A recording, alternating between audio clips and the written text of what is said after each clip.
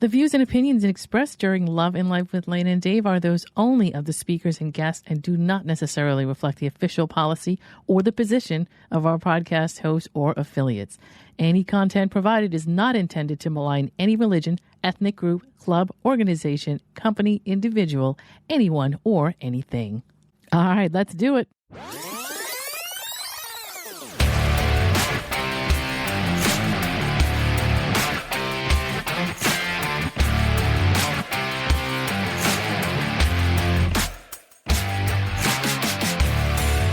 You're listening to Love and Life with Lana and Dave, the podcast where logic is power and you take control.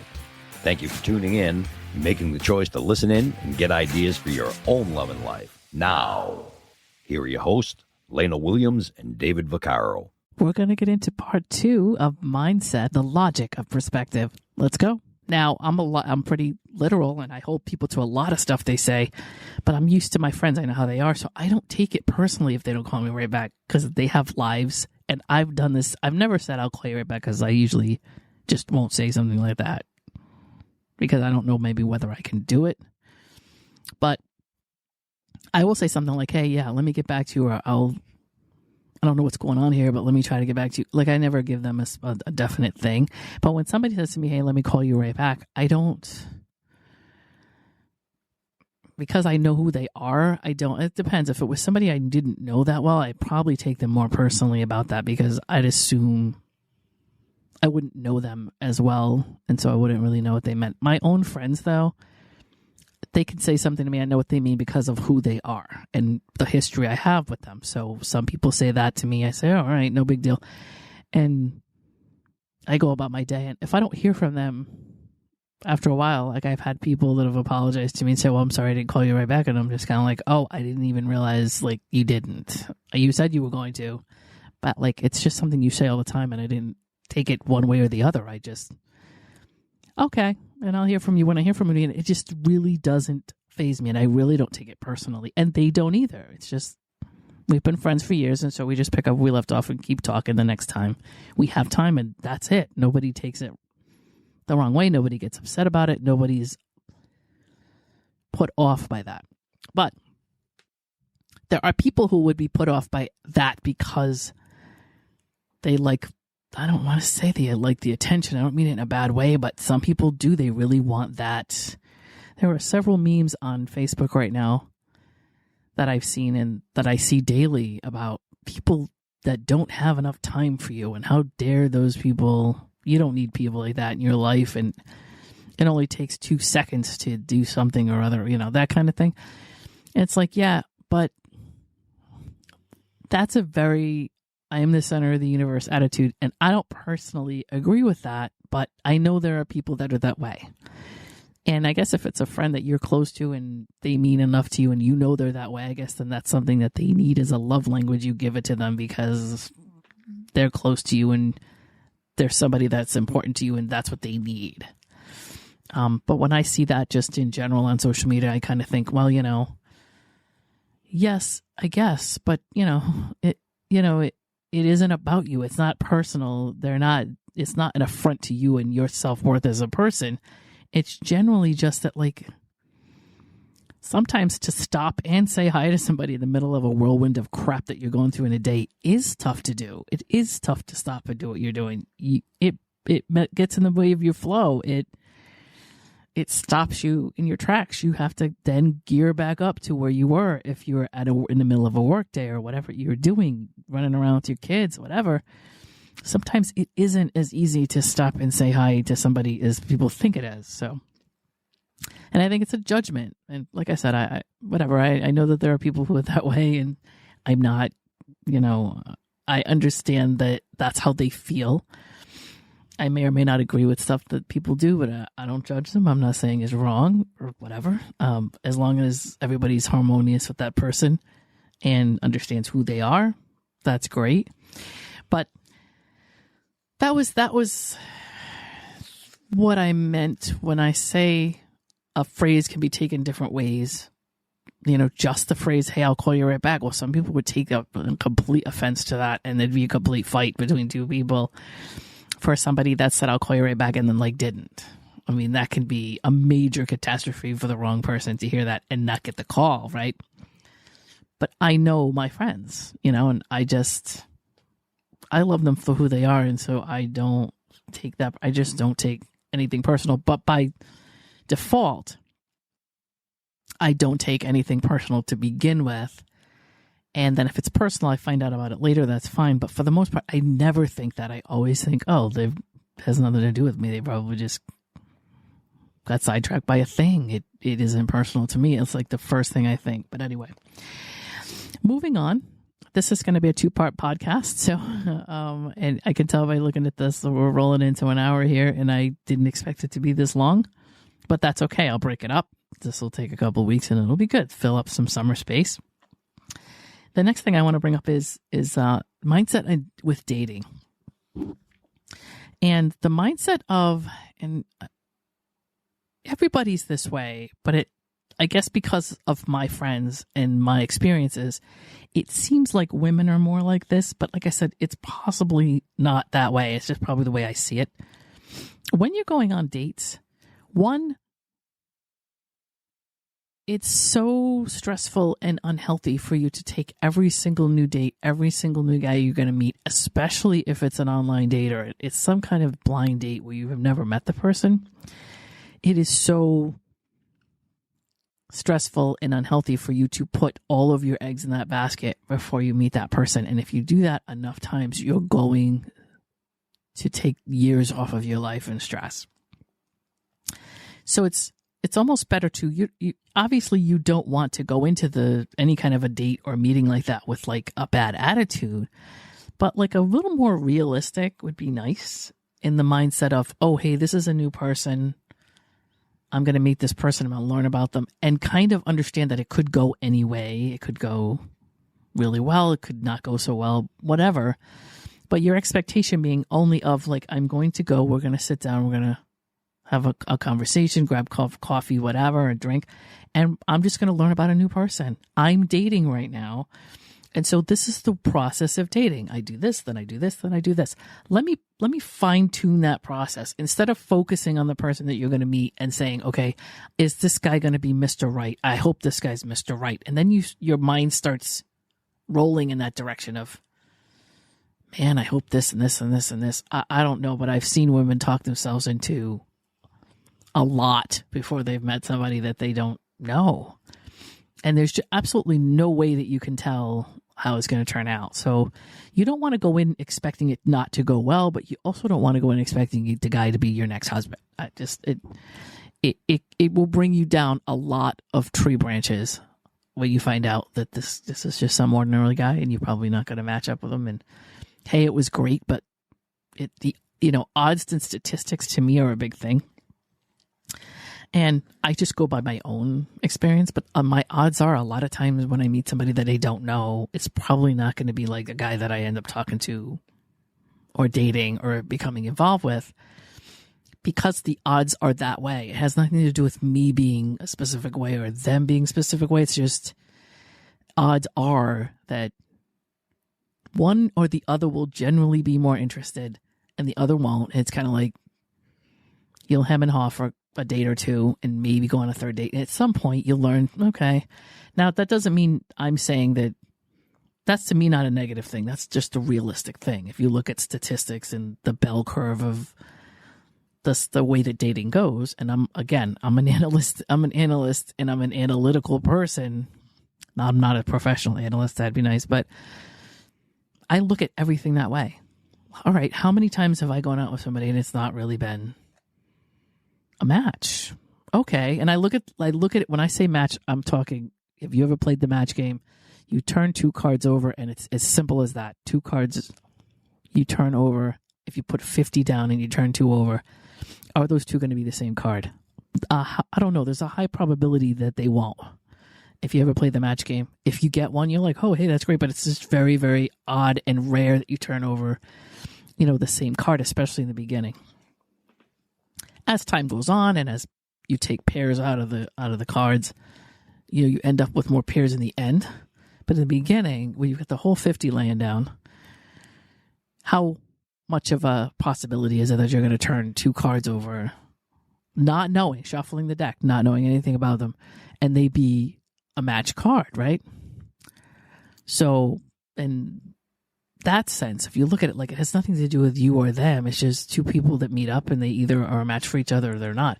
It doesn't mean anybody did anything wrong. It doesn't mean there's any problem with each person in specific. It's just, oh, okay, well, this guy's this way and I'm this way, and you can't know if you're a match. You can't. There's nothing you can do, especially with somebody you've never met. But also, I want to say this. I've had women that have gone out and I've seen them walk out the door, and the thing they do before they leave, which of course makes them completely nervous to the point where it overwhelms them, is, oh, I hope this guy likes me. Oh, I hope this guy likes me. I hope I'm wearing the right thing. I hope I say the right thing. I hope I order the right thing. I hope I drink the right thing. I hope all of these things that that women think that there's this specific perfect thing they're supposed to be doing before they even get there to know whether or not this guy's going to like them. And I would just say this in response to that. You're supposed to find out whether the guy you're meeting is somebody that you like. It is your job to find out if this guy you're meeting meets your standards, is somebody that matches what you want. If they like you, they like you. If they don't, they don't. This is not, you have no control over that. Now, obviously, you can do some major things to ruin the moment. But if you're a normal person and you're not out of the ordinary, you take a shower, you brush your teeth, you're not doing anything outlandish.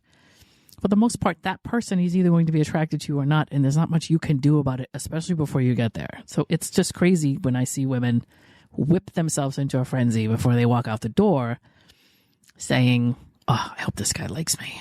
Oh, I hope I have on the right perfume. I hope I say the right things. Whatever. There's so much.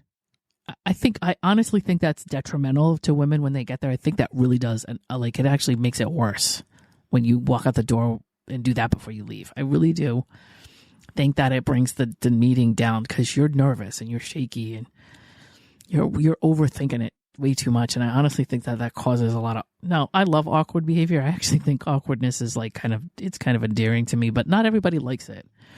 And it will that I think makes a situation more awkward. Now, don't get me wrong. I can't speak for, I know a couple of guys who have gone on dates and met people, and I've talked to them about it, but I don't know as much about how the guys look at it as I know women do. So, ladies, stop everything. When you're going to meet somebody out, here's what you need to do. Just be the best version of yourself that you can be. Don't try to be perfect. Just you are who you are. If you're going to date somebody when you get there and you guys like each other and you go out, you're going to become a human being to that person. And there's nothing you can do about it. So you might as well just go in there and be human to begin with and just get it over with. But your mindset should be, I don't want to say a job on an interview. A lot of people don't like the job interview structure. I don't personally have a problem with it. This is somebody you're meeting that you don't know. There's no flow there's no romantic flow that you're going to be able to have, or at least you can't get much of one with somebody that you don't know very well. So the whole thing where you think you're going to show up, this guy's going to sweep you off your feet, you're going to go on a date, go out to dinner, you're going to have flowers. And to me, that's a date with somebody that you've been with for a little while. That's the kind of date you have when you've already been dating somebody a little bit. But meeting somebody that you don't know, there's going to be a degree of awkwardness that's you really can't. I go out on dates and meet people that I don't know. And believe me, as a DJ, I'm so used to dealing with the crowds and social aspects and whatever. And I'm pretty nonchalant and I'm pretty oblivious and don't care. But even I sense a bit of awkwardness when I meet somebody for the first time. It's just the way it is. You know what I mean? And I can walk through that. I'm used to going through that. Because if you get in a mic enough times and get on stage or, do things in front of crowds, you'll eventually figure out how to get through that beginning and into a comfortable zone. However, I just think that women walking out the door and going crazy about whether or not this guy's going to like them, I just think that's almost like you're kind of shooting yourself in the toe on the way in. in my opinion. So the best thing to do is just say, hey, listen, I've met a few guys. They haven't really been for me. I'm going out. I'm going to grab a cup of coffee or a drink, and I'm going to sit down and just get to like know a new person. And I hope that the two of us get along or we both match. But really what I want to know is this guy somebody that has what I'm looking for? Is this somebody that I'm going to like? Now, it's easier for me, and it some people will take it the wrong way, but when I was walking out the door in the 90s and the early aughts to go out and meet somebody, it was like, hey, I'm watching Melrose Place. I'm watching Ally McBeal tonight. Back when, you could tape things, but for the most part, it was a huge hassle to not see your program when it was on. So if I went out on a Monday night or a Tuesday night and I met somebody at 8 o'clock for appetizers or whatever, I was always like, am I going to regret missing Ally McBeal for this? Like, when I get there, I hope that this is going to be worth me getting up off the couch and walking away from Melrose Place or whatever it was I was watching. And that was my attitude. I'm not telling you that my attitude is something everybody should have. I'm no expert on this, but it was easier for me to be able to get past the who cares whether this guy likes me or not, but let me focus on what this guy's about. I think a lot of women walk away from dates with guys that they met and they were so worried about whether that guy liked them that they didn't get any information. So you kind of almost don't even really know whether you like the guy when you leave. Obviously, if you're really not into the guy at all and it's a complete zero, it's pretty easy to pick up on right away. So I'm not saying women are missing that, but like, I kind of might like this guy, but I'm not sure. And like asking questions that are important and finding out things that are going to matter. There are women who are so nervous about the date and how they're coming across that they're missing asking questions that they need to know to go on to the next thing.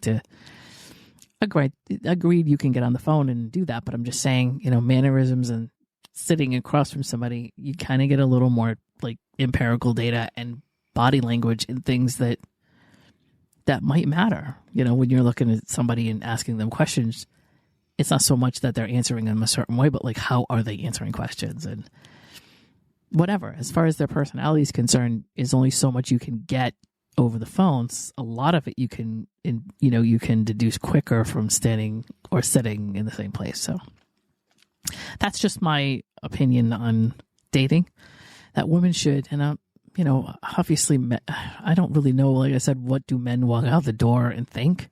Well, I hope this is going to be somebody I like, or I hope this person likes me. I don't really know what a lot of men are thinking when they're walking out the door, but I know that women are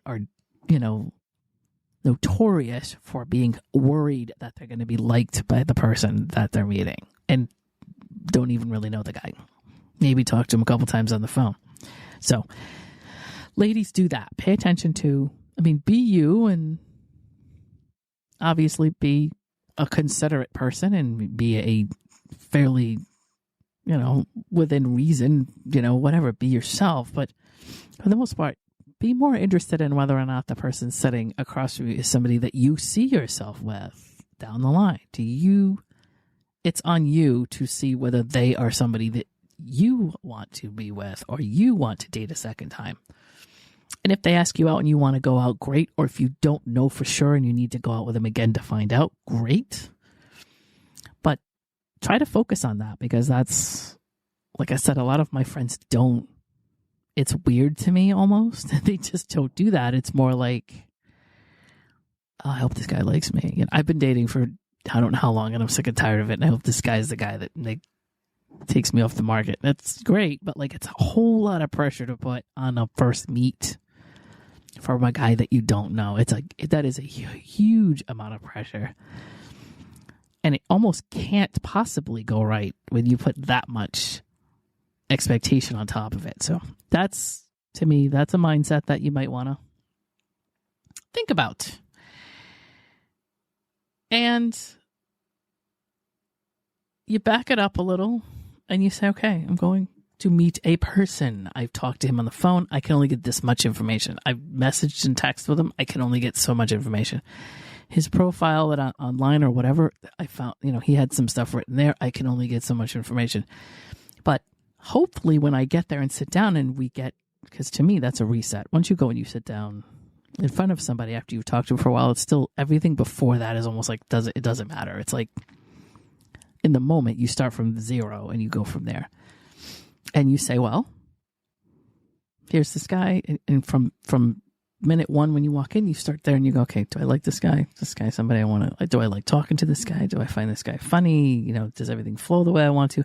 But then also, what's this guy's plans? What is this guy's morals and values? What kind of mindset does this guy have? What does he think of this and that? And, what is he looking for? What does, whatever it is, that's stuff you need to be asking, and you need to get rid of all that. Oh, I hope he likes me. Toss that stuff and focus on who he is and whether or not he's somebody that works for you. Right? So I would say try that. There's a caveat in this podcast where I know that mindset's a really huge topic and there's a lot of things going on with it, but I know there are some people that are in situations where it is not possible to change your mindset. It is extremely difficult to change your mindset. I don't want to go on this. I don't want to do anything to make people feel like I think that your mindset can change everything, because that's not really what I mean. How you think about things, it will put less stress on you. But obviously, there are people in situations that are so stressed out and are in such hard times that mindset isn't going to solve everything. And I understand that. So I just wanted to make sure that I made that comment. And I'm sensitive to that. I understand it. And then moving on, your mindset at work. Like, where do you work? Do you like what you do? If you're not really happy with what you're doing at your job, can you do things to improve your networking experience? Can you do things to improve your career? Are there things within your environment on the job that you can use to leverage yourself to either a better position where you are or a different company or different job that's going to be more what you're looking for? Are those things possible? Are there things that you can use to catapult yourself into a different direction? Are there people that can give you advantages? Are there skills you can learn? Or are there aspects of your job that you can take with you and head in a different direction? Now, that's something that, if you're at a job and there's absolutely nothing you like about it, there's absolutely no redeeming value to it, and the only thing you can do is to show up every day and you're looking to get paid and that's it, I would say that the best thing to do, the only thing you can do in a situation like that is find something better and make sure that you're employed while you're looking. Sometimes that's a little bit of a pain, but if you can't go home at night and use all of that frustrated pent-up energy to restructure your resume and get it nice and solid, put some beef on it, structure it right, nice, if you have to. There's a million things online now. You can, it used to be that you would go to somebody and get your resume done, but at this point, there's so many different programs and classes, and there's so much information on the internet. You can probably make a pretty good resume without having to go to anyone to do it. But that's all stuff that you can take in your spare time and channel towards, okay, well, I know the disdain for my job is enough to fuel me to sit down for an hour a night or 15 minutes a night or whatever and just hammer out something that will get me a much better position at some point. And then, okay, I'm not really a fan of this job, but what can I take this job and use to add to my resume? What in this position, what redeeming, if there's anything, what redeeming quality can I use to my advantage? And I would say almost every job that I've ever had, there's always been some kind of advantage career-wise, even though I didn't want to be there or whatever the case may be. There was always something for me to learn. There was always something for me to put on my resume, something for me to take into the next position, so that I was like, well, I don't really like this, but my best bet. One of the worst jobs I had in IT, I still was able to, actually got reimbursed on certifications. And so that was something where I could get some good certifications at that level and know I could be reimbursed by the company. It was a stupid thing, but it got certifications on my resume. And there actually was a whole lot of, as much as it was a pain to work that job, there was a lot of stuff I learned on that job for basic skills for IT that like I still kind of use today, even though like that I really hated being there and what was going on. It was like a constant thing going on at that job where it was just stressful to be there.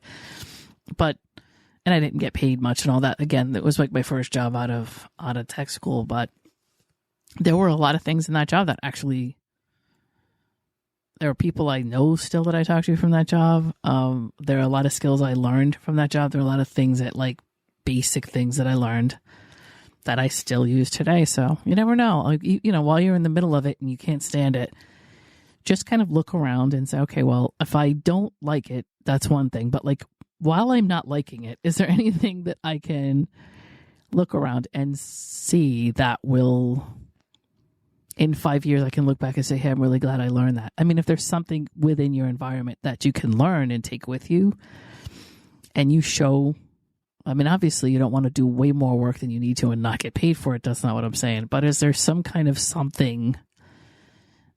skill or application or something within your environment now that you can use to say to somebody in 10 years, hey, I learned everything I needed to know about this, or in 5 years, I know front and back on this program, you know, that I didn't use then, but it was in front of me, so I learned it, you know, kind of thing. And you can kind of take it to the next job and say, hey, this program, I'm fluent in this program. I know how to do it. I know what to do, blah, blah, blah, blah, blah. And maybe, you know, leverage some type of new position or some type of new salary. So again, not saying that, I know there are some jobs that absolutely have no redeeming quality, but if nothing else, the least you can do is be employed while you look. If that's the only redeeming quality, then use that. Well, I'm in a job, so it's better for me to get a job when I have a job.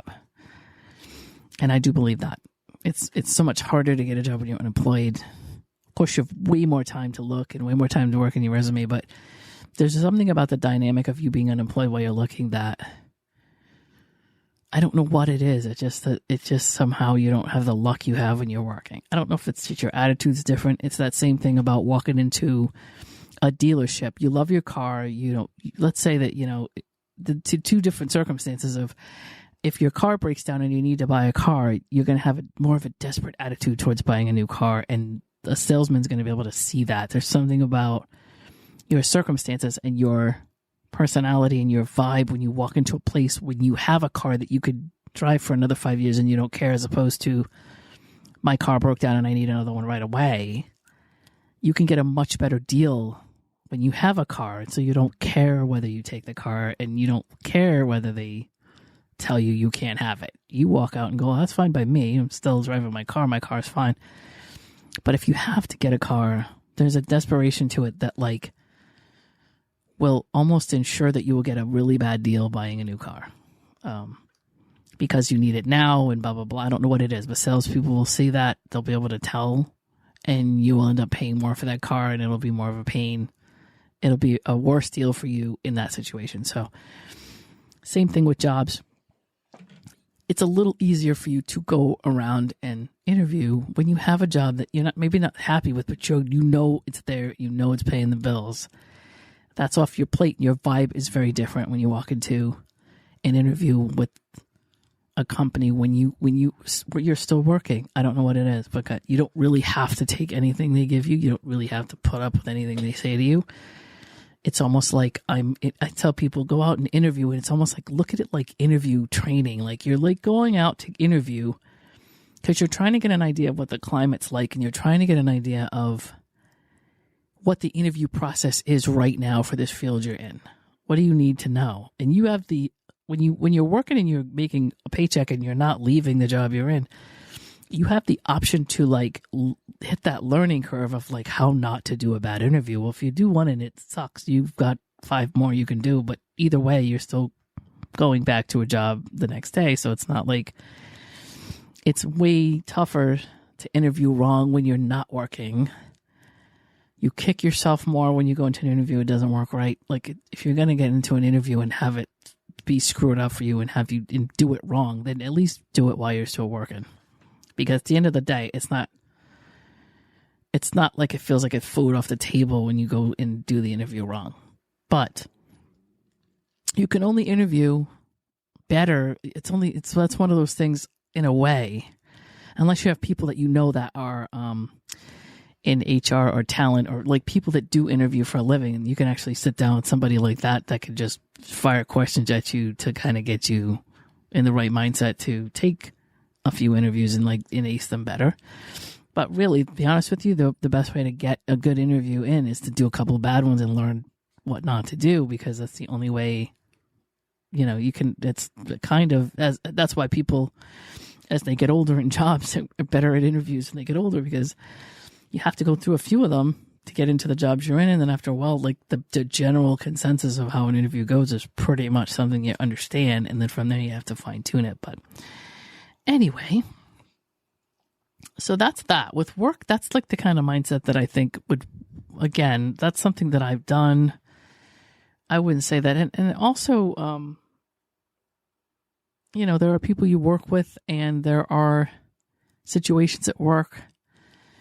We can get into a whole nother podcast with that, so I won't. So I'll just leave it as, we won't go down that road. I'll just leave it as a standard, what can your job do for you? If it's not something you want, it's not something you're going to stay in, what can it do for you?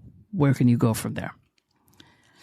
And then I just wanted to bring up something that happened, I think it was yesterday, but it's possible that I think it was yesterday. It was a social media thing where somebody posted something that said, there's a saying out there that you have to love yourself before anybody will love you. And I don't personally believe that that's a statement that's accurate, but it goes around. A lot of people say it, and they say it in that way. And somebody posted that and said, well, they posted a meme that said, stop telling people that they won't be loved until they love themselves.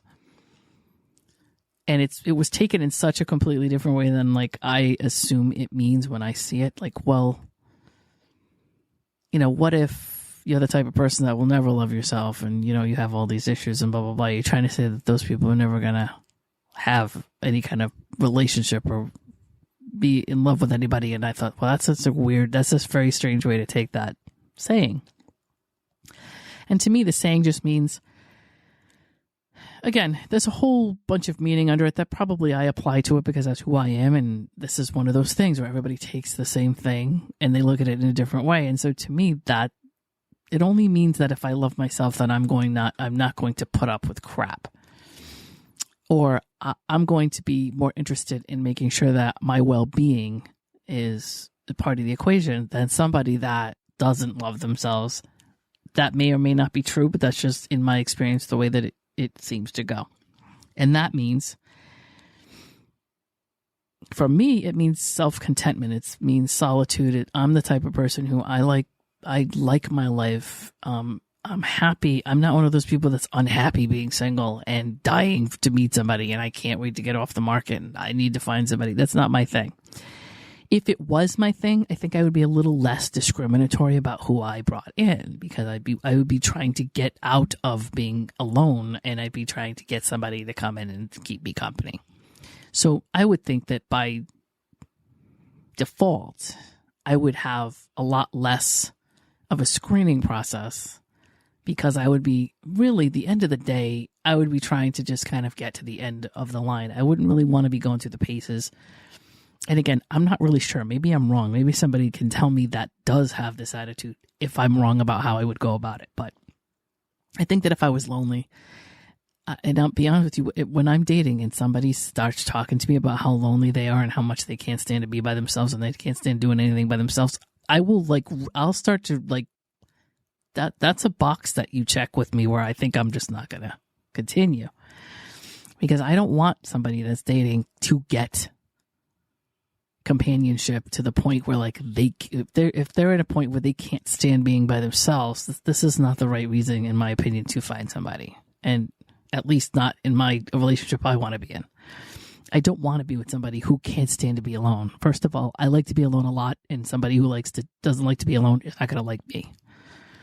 I don't want to be the person that fills in that blank for them. And then that would be me putting aside the fact that I like my space and my free time and all that kind of stuff. And I don't want somebody who can't handle that. So by default, the two of us are going to have not the same personality about that. And I think that's something that needs to happen. But if you're somebody that doesn't really care much about yourself and you just want somebody to come along and be with you, and you're sick and tired of the dating, and you just whatever, you just can't stand and there are people who explain how long, this is another mindset thing, people explaining how long they've been single is hilarious to me, because no matter who answers that question, they think that they've been single like this extraordinarily large amount of time. And I actually saw somebody the other day say something like, I can't believe I've been single for 4 months. And I'm like, to me, 4 months is a blip. It's not even like a measured, it's not even something that's got enough to measure technically anything. And some of us have been single 10 years. But the difference between myself and somebody who's been single 4 years and can't stand it, other than age, I believe, is people that aren't single as much, in my opinion, are just, I don't want to say compromising, but that's probably the right word. There are people that are coming through their lives and they're just grabbing at straws because they don't really want to be by themselves. So there's a lot of dating in there that they don't, of people that aren't necessarily matched for them. But nothing else is going on right now. This guy's, willing to take me to dinner, or this girl's willing to go to the Red Sox game or whatever it is. And it may be a little mini relationship or a little mini casual situationship develops. But I think that there's more people in line for somebody who doesn't want to be single, who doesn't want to be alone. Those people are going to date more, and I believe they're going to drop their standards a little bit, or they don't want to be picky. It's just if you're somebody who can't stand to be by yourself, doesn't want to be alone, can't stand going anywhere by yourself, and your entire life is frustrating for you because you don't have another person in your life, I doubt you're going to be highly discriminatory when you meet people. Maybe I'm wrong, but it seems to me that those two would go together. So if you're happy single, it doesn't mean you don't want to meet anybody. It doesn't mean you wouldn't be open to it. But let's say that you're just kind of going with the flow. Hey, I'm single right now, and that's the way it is, and that's fine. And if I'm ever not single, that's fine too. That's kind of where I'm at this point. So I can speak from experience. If you're content and your life is good and you've got people, you can be by yourself and you're fine. You can be with your friends and you're fine. You can meet a guy and go on a date and you're fine. Then you're not going to be in any rush to like nail down a partner, in which case you have the time and the patience to be picky about who you bring in. And if you like where you are, it's going to be important to you not to disturb that energy. And I believe no matter what people say to me, if you hate to be by yourself, you're going to be trying to get somebody to come into your world because you can't stand your world. You want a distraction from it. You want somebody to come in and sit and commiserate with you in that world. There's a bunch of stuff going on where you're trying to get somebody to come sit next to you because you can't stand being by yourself. It's almost inevitable that you're not going to be very picky about who that is. In which case, but on the other hand, if you are happy with being by yourself, or you're okay with it, it doesn't matter. You actually sometimes enjoy, and I really do. Sometimes I really enjoy my alone time. Like, I will need it. If I'm ever in a serious relationship, I will be needing my alone time. That's something they're going to have to know. And it's going to be a deal breaker if I can't get it. In the sense that, you're going to have to somehow figure out how you're going to be okay with it. Because when I need it, I can't. It's not like, a compromise where I'm not going to ever get any in my relationship. I can't do that. And that's fine. I would say that there should be no reason why anybody would have a problem with that. Everybody has their own individual lives as well as the relationships they're in. But I'm going to be a little more discriminatory about who I'm talking to and about who I'm allowing or I'm spending time with or I'm learning about. Because it's going to almost be, it is a sacred life for me in the sense that I love my life the way it is. And it would be great if somebody added to that, or it'd be great if somebody improved that. But if it's going to be worse than being by myself, it doesn't make any sense for me to do that. It's going to interrupt and make negative the energy that I'm already enjoying. So that's a mindset but it's funny to me that somebody would take it like, oh, it's not fair to say that if somebody doesn't love themselves, they'll never be loved. It's definitely not. When I see that sentence, it's definitely not what I get from it. It's very strange to me sometimes that somebody will go that far to like get that kind of a meaning out of something that like I don't see. But it's a lesson in humanity and in different personalities and stuff like that. And then finally, the fact that you as a person can train your brain to do something different, and that's kind of, as I mentioned really quickly earlier, your mind does have the ability to change your mood, and it also has the ability to increase your amount of learning and knowledge and build habits and stack habits and things like that. Your brain is extremely amazing as far as how much capacity it really has, but we have to train our brains to do things for us. So your mindset being different, I think we default to like ourselves being, oh, well, nobody's going to like me, or I'm awkward, or we always think that we're weird and everybody else is okay. And that's something that I learned by just watching everybody else, reading things, looking up things like imposter syndrome, and that human beings, for the most part, as much as some of us seem to be very antagonistic, for the most part, human beings seem to be unsure and a little insecure and worried about what other people think and that kind of thing. And it can be, we can retrain our brains to maybe not, obviously we don't want to be complete assholes and have absolutely no have any, I won't say self, but have any kind of respect for anybody around us or any consideration for the people around us in our journey. We obviously want to be good people, or we should be. Well, the word should is not good. I shouldn't use that, but basically, we should be able to take a thought, adjust it, and put it through. And so it takes a while for it to become an automatic thing, but it can be done. So that, like, before you go on a date, you say to yourself, you stop yourself from saying, well, I hope this guy likes me, or I hope this guy is the one because I'm sick of dating, or whatever it is. And try to stop and think about it and say, well, wait a minute. I'm meeting this guy. I don't know this guy. How do I feel about this? What if this guy isn't somebody I like? You need to focus on that and stay with that.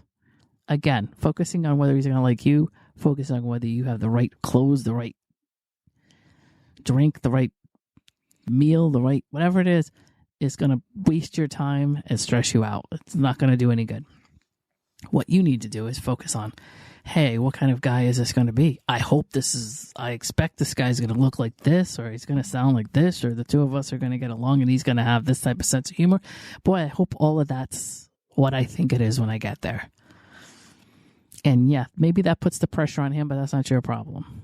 It's basically you are the one who is going out, and you need to discriminate, or you have to look at somebody and say, okay, is this somebody that's for me? And if I don't know, then I'll talk to him a little longer and see if it's right, or I'll go on a date with him again to see if I can figure it out.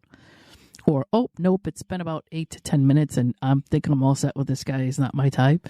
So I'm going to have a good time, learn about this guy as long as I feel like being around, and the two of us are going to go our separate ways, and I'm going to tell him, hey, I'm not feeling it. I apologize.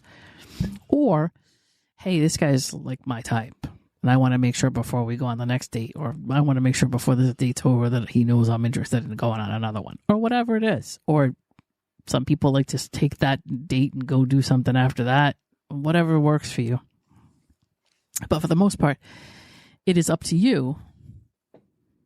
Sure, he wants to be a gentleman. That's fine. He wants to pick up the check. That's fine. Whatever it is that he wants to do. But you need to be focused in on whether or not this is a guy that you could see yourself with in any kind of long-term capacity. And everything else should go out the window, obviously. And I would say that's it.